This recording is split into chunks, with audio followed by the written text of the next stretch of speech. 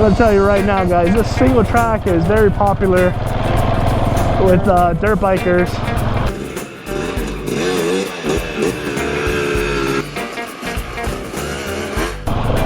But I tell you what, look, the KLX 250 and 701 Enduro handles this tight single track.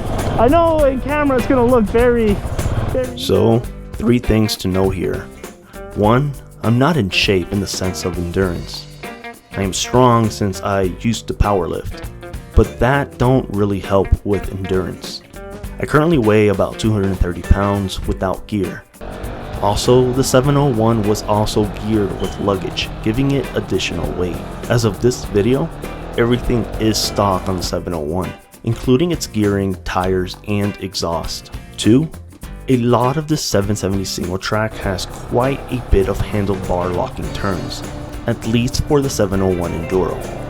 Also, it has a lot of little mini whoops, which can really tire you out a lot quicker.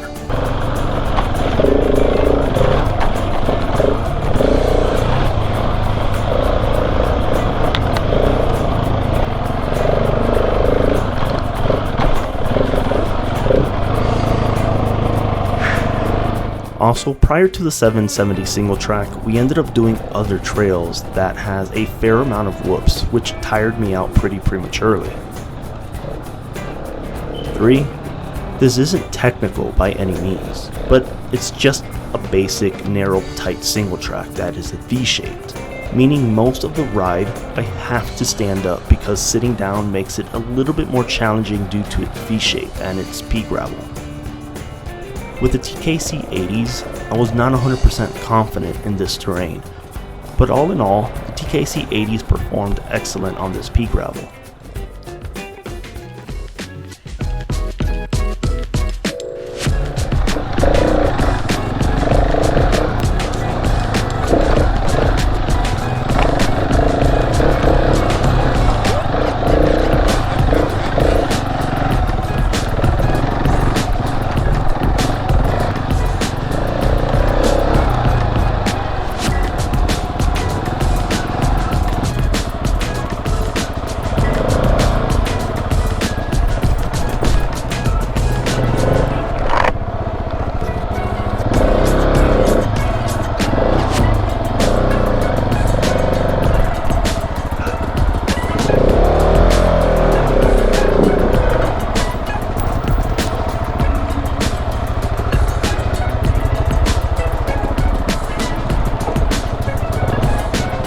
Yeah, so far it's quite a workout. The tires will go out on the edge. I'm a little bit worried with the grips on the side if I go off. And this is fairly tight, you know.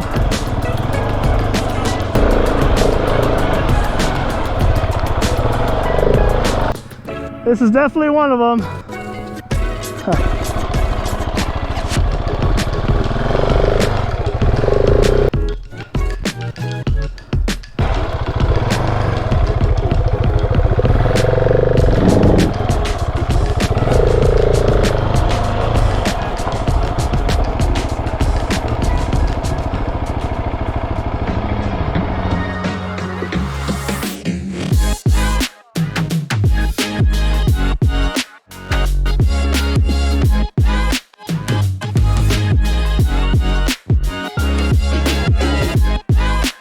You know, in all honesty, I was really surprised how well the 701 handled this single track completely stock.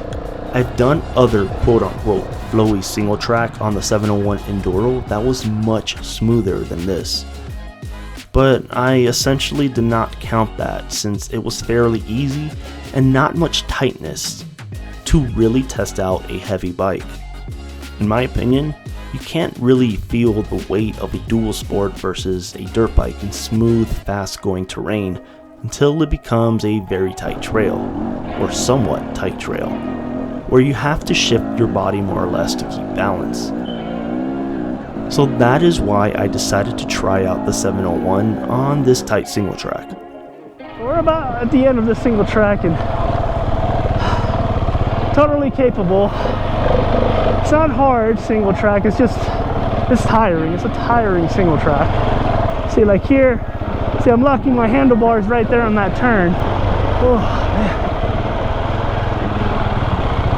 Just these turns are really, they play an impact on you and obviously your legs, because you're constantly de-weighting. You know, you're constantly de-weighting the bike, especially on these whoops and all that stuff.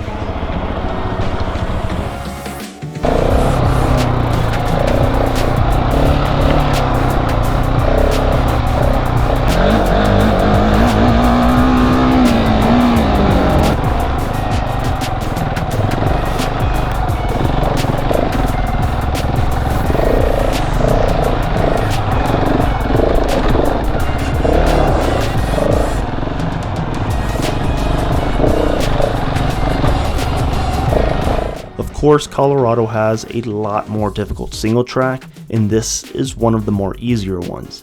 Eventually, I would like to take the 701 on these more difficult, challenging single tracks. For now, I still need to work on my skill level, and I'm not 100% confident to take this big bike up there. But I'm sure someone who is a lot more experienced than me can probably do these single tracks with no problem.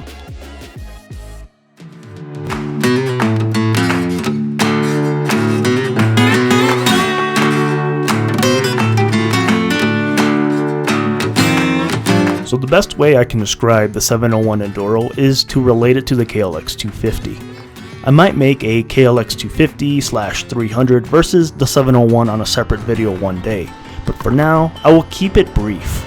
I would say the 701 is a great machine on single track, but I much rather have the KLX 250 on the tight stuff, or I can just start getting in shape. Overall, the 701 really does prove that this is the best do-it-all machine. And although I've only tested the 701 on a few single tracks, I do plan on putting its paces on harder single tracks when my skill level increases. As for now, just be sure to subscribe, hit that bell button to keep updated when I take this 701 on other single tracks around Colorado and possibly even Utah. And I'll catch you guys on my next video. Steep and tight. Like right here, like that area, I had to almost lock my handlebars.